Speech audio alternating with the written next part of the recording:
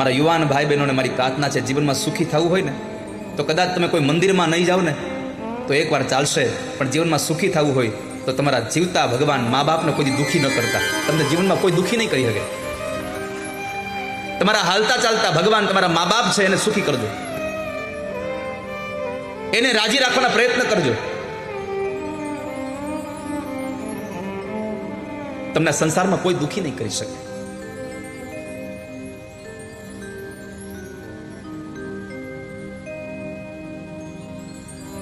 માં દુઃખી થઈ ગઈ છે. જ્યારે મા બાપ જીવતા હોય ને ત્યારે એની સેવા ખૂબ કરી લેજો. એ મૃત્યુ પામશે પછી તમારી પાસે સેવાનો સમય નહીં રહે.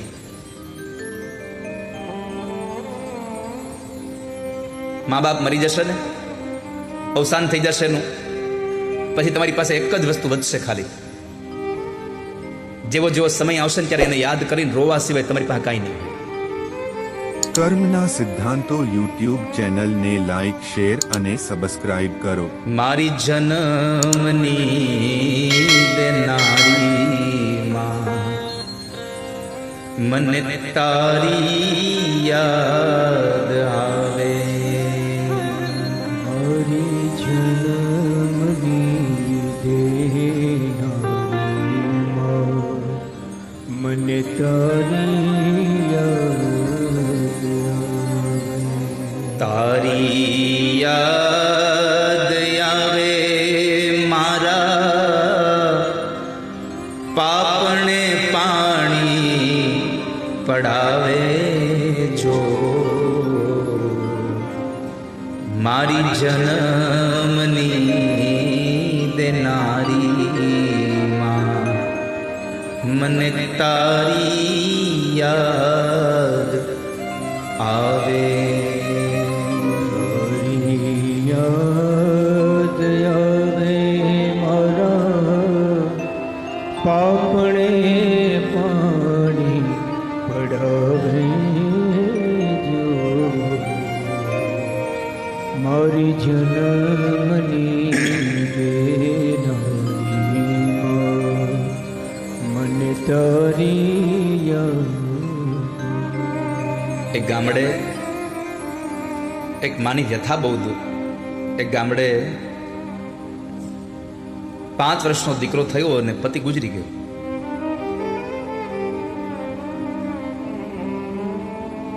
આ સંસારમાં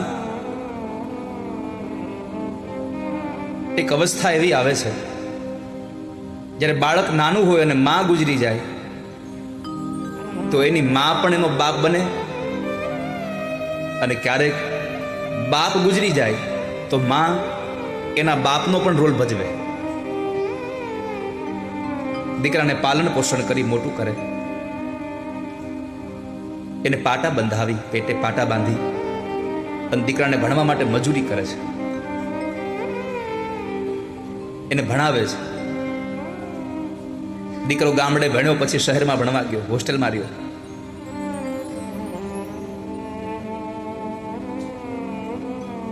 એક વાર માં એને મળવા ગઈ, મળીને આવી. થોડા મહિનાઓ પસાર થયા, માને પાછી યાદ આવી. દીકરાની બહુ યાદ આવી ને એટલે માં ફરી પાછી એને સ્કૂલે મળવા ગઈ. સ્કૂલને છૂટવાનો સમય અને દીકરો બહાર નીકળે એવા સમય માં દરવાજા પર ઊભી હતી. માને આમ જોઈ ગયો, એકદમ બાવડું પકડીને લઈને વહી ગયો. નિશાળથી થોડા દૂર જઈને માને ન બોલવાના શબ્દ બોલ્યો છે, તને અહીંયા આવવાનું કીધું કોને? હવે તું શું કામ અહીંયા આવી છો? તને ખબર છે તું અહીંયા આવે છે એટલે મારા મિત્રો મને એમ કહે છે કે કાણીમાનો છોકરો છે, આ કાણીમાનો છોકરો છે, તું બાડી છો એક આંખે. એ માની એક આંખ ફૂટી ગયેલી હતી.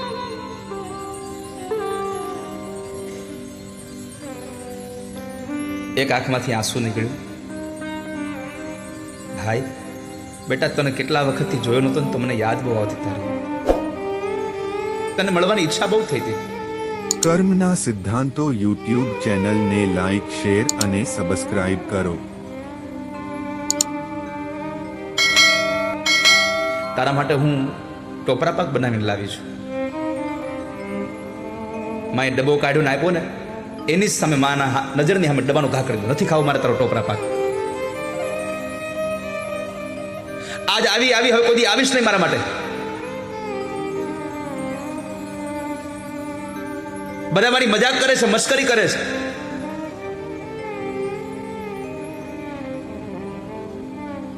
આંખનું આંસુ લૂછતા લૂછતા એટલું બોલી, માં હા ભાઈ બેટા, તારી કોઈ મજાક કરતું તો હું નહીં આવું તને મળવા,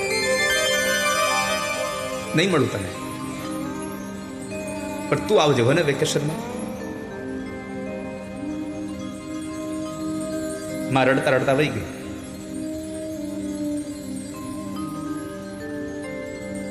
દીકરો વેકેશનમાં ઓછું જાય છે, મોટો થયો, માં પૈસા મોકલાવ્યા કરે, આવે નહીં કોઈ દિવસ.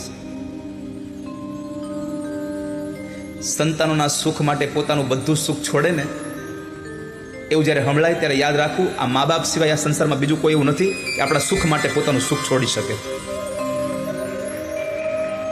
પણ કરુણા એ છે, આપણા સુખ માટે પોતાના બધા સુખોને છોડીને દુઃખને વેઠાને એ મા બાપને આપણે છોડી દઈએ છીએ, એને આપણે તરફ છોડી દઈએ છીએ.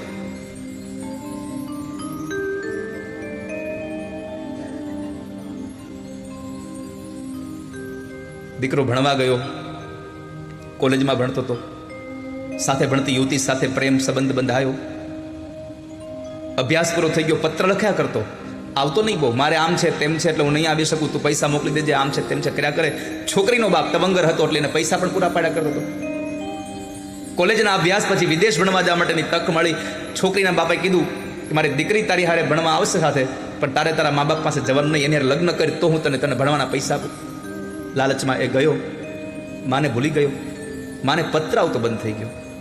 માં રોજ જોરે હો, સવાર પડે અને રાહ જોઈને બે આ દીકરાનો પત્ર આવશે, સાંજ પડે કોઈ સમાચાર ન આવે, પથારીમાં પડે, બે આંખમાંથી આંસુની ધારા નીકળતા નીકળતા માં સૂઈ જાય.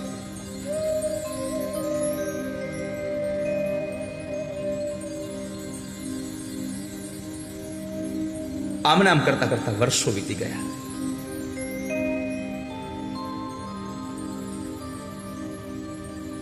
દીકરાએ પોતાની સાથે રહેલી એ સ્ત્રી સાથે લગ્ન કર્યા, મોટો ઓફિસર બની ગયો, દીકરાની ઘરે દીકરાઓ થઈ ગયા, પણ કોઈ દી માને યાદ નહોતો કરતો. ખૂબ સમય વ્યતીત થઈ ગયો. ગામમાં જે પ્રાથમિક શાળામાં ભણ્યો હતો ને, એ પ્રાથમિક શાળાના સંચાલકોએ એક કાર્યક્રમ રાખેલો કે ભૂતપૂર્વ છાત્રોનું સન્માન કરવું. એમાં આ માણસનું નામ હતું એટલે એને પત્ર મોકલ્યો. એટલે માણસે જવાનું નક્કી કર્યું કે લાવ ને ગામડે આવું બધું છે તો જતો આવું. ગામડે ગયો, સન્માન થયું. કાર્યક્રમ પતાવીને જ્યારે નીકળે છે થયું કે લાવને એકવાર માને મળતો તો જાવ. જ્યારે તો એ ઓરડી આવે છે તો દરવાજે તાળું મારેલું હતું. બાજુમાં પૂછ્યું કે અહીંયા માજી હતા એ તમે? મારા બા અહીંયા રહેતા હતા. બાજુવાળાએ જવાબ આપ્યો, ભાઈ કર્મના તમારા બા સિદ્ધાંતો ગુજરી ગયા અને યુટ્યુબ 3 વર્ષ થઈ ચેનલને ગયા. લાઈક, શેર અને સબસ્ક્રાઇબ કરો. તમારા બા ગુજરી ગયા અને 3 વર્ષ થઈ ગયા. તો ગુજરી ગયા છે, માં મરી ગઈ તો એની આંખમાં આંસુ ના આવ્યું. પણ પડોશી કીધું કે એક કામ કરો, ઉભા રહો. તમારા બા જ્યારે બહુ બીમાર હતા ને ત્યારે એને એક પત્ર તમારા માટે લખીને આપ્યો હતો ને એને કીધું ક્યારેય પણ મારો દીકરો મળે ને તો પત્ર મારા દીકરાને આપી દેજો ને એકવાર. આ પત્ર મારા દીકરાને આપજો. મેં પત્ર તમને આપ્યું, લાવો ને. દીકરાના હાથમાં પત્ર આવ્યો. પત્ર ખોલીને વાંચે છે. ઉપર લખ્યું હતું, મારા વાલ સોયા. માં એક શબ્દ વાપર્યો તો મારો અંતરનો રાજીપો હતો.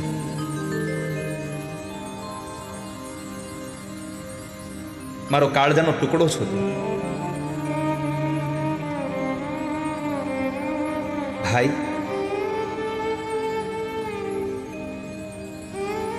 તારા બાપુજી ગુજરી ગયા પછી મેં કાળી મજૂરી કરીને તને ભણાવ્યો ગણાવ્યો. તું ભણવા માટે વિદેશ જતો રહ્યો. તે લગ્ન કર્યાના મને સમાચાર મળ્યા હતા. તારી ઘરે સંતાનો થયા મને સમાચાર મળ્યા. કર્મના સિદ્ધાંતો બેટા, યુટ્યુબ ચેનલને લાઈક, શેર અને હું તારા દીકરાઓને સબસ્ક્રાઇબ કરો. રમાડી ન શકી ક્યારે, પણ વાંધો નહીં. પણ તારી માં તને આશીર્વાદ આપે છે કે તું ને તારા દીકરાઓ બહુ સુખી થાજો, ખૂબ સુખી રહેજો.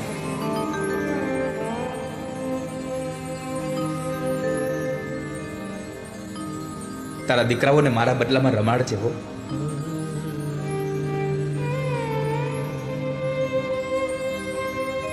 એક બહુ સુંદર પંક્તિ લખી હતી માએ. ભાઈ, તે દિવસે હું તારી નિશાળે આવીને અને તને લોકો તારી મજાક કરતા હતા, એટલે એ દિવસ માટે તારી આ કાણી માને માફ કરી દેજે. મારે ન આવવું જોઈએ તારી નિશાળે, તારી માને માફ કરી દેજે. પણ મારે તને એટલું કહેવું છે ભાઈ, આ તારી કાણી માં છે ને, એ એટલે કાણી બની છે કે તું જ્યારે નાનો હતો ને તારા બાપુજીની સાથે જતો હતો ત્યારે અકસ્માત થયો ને અકસ્માતમાં તારી એક આંખ ફૂટી ગઈ હતી. મને એમ થયું કે મેં તો બહુ બધી દુનિયા જોઈ લીધી, અમારો દીકરો એક આંખે કેમ દુનિયા જોશે, એટલે મેં મારી એક આંખ કાપી અને તને આપી દીધી. ભાઈ, તારી માં કાણી થઈ એનું મૂળ કારણ હતું કે તારી આંખે મારી આંખથી તારા શરીરમાં હું મારી દુનિયા જોવા માંગતી હતી. છેલ્લે લખ્યું હતું, તારી કાણી માના આશીર્વાદ સદાય સુખી રહેજો.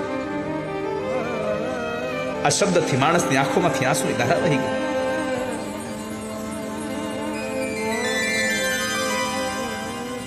મારી જન્મની દેનારી માં, મને તારી યાદ આવે જો. હરી જન્મની દેનારી માં, મને તારી યાદ તારી યાદ આવે મારા પાપણે પાણી પડાવે જો. મારી જન્મની દેનારી માં, મને તારી યાદ આવે જો. હરી યાદ આવે મારા પાપણે પાણી પડાવે જો.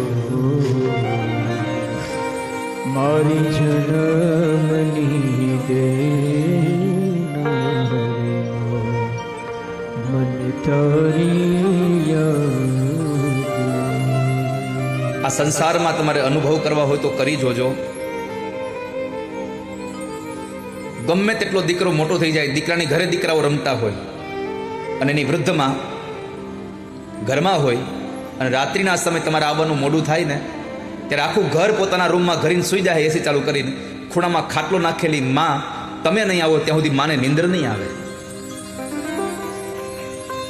એ માં સૂહે નહીં ક્યારે, એને એને એને એની આંખમાં નીંદર જ ન ભરાય કોઈ દિવસ.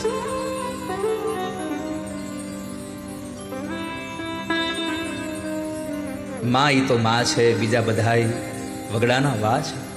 નીંદ રહનો યવે બેટો હોય ઘરની બહાર. નીંદર ન આવે જ્યારે દીકરો બહાર હોય, દરવાજો ખટખટે ને માનું હૈયું ઉભરે કે મારો ભાઈ આવી ગયો.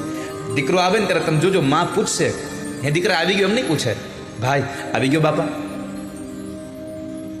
માં પોતાના દીકરાને ભાઈ કહીને બોલાવે, ભાઈ આવી ગયો બાપા. અને દીકરો એટલું કે હા બા હું આવી ગયો, પછી માં શાંતિથી સૂઈ જાય. જ્યાં સુધી દીકરો બહાર હોય ને ત્યાં સુધી માને નીંદર ના આવે કોઈ દિવસ. આ સંસારમાં ભાગ્યશાળી તો એ છે કે જેને માં મળી છે, જેને માનો પ્રેમ મળ્યો છે.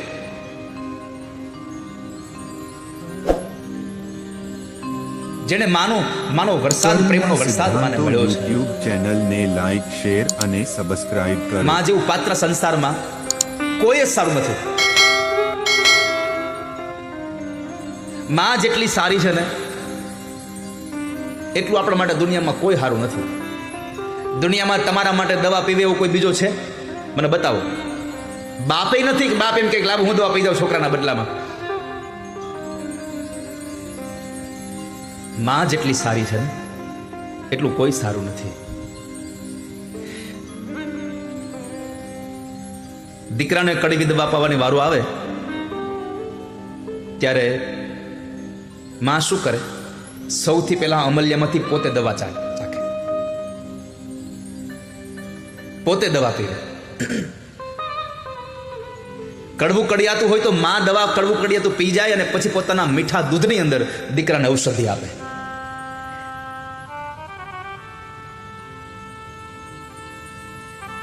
સંસારમાં માં જેવું પાત્ર કોઈ નથી. બાપ પોતાની જાતને ઘસીને પણ છોકરાઓને સુખી કરવા માટે થઈ અને કાળી મજૂરી કરે છે. મારી પ્રાર્થના એટલી છે યુવાનોને કે જિંદગીમાં બધું કરજો પણ એ મા બાપને ક્યારેય તડછોડતા નહીં. જેને તમને જન્મ આપ્યો છે, જેને તમને ખંભે બેસાડી ગામ દેખાડ્યું છે, જેને તમારા માટે થઈને દુઃખને બેઠા છે, એને તમારા જીવનમાં તમે જ્યારે મોટા થાવ ત્યારે સુખનો છાંયો આપજો. બાકી જીવનની નોટમાં લખી રાખજો કે તમે તમારા મા બાપને સુખી નહીં કરો તો તમારા સંતાનો તમને સુખી નહીં કરે કોઈ દિવસ.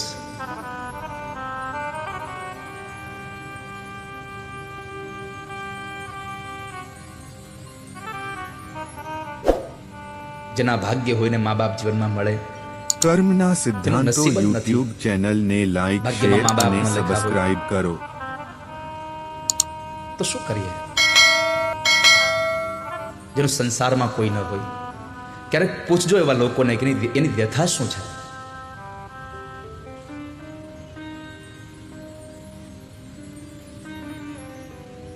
આપણું તો કિસ્મત સારું છે કે આપણે માં મળી છે, આપણને બાપ મળ્યો છે.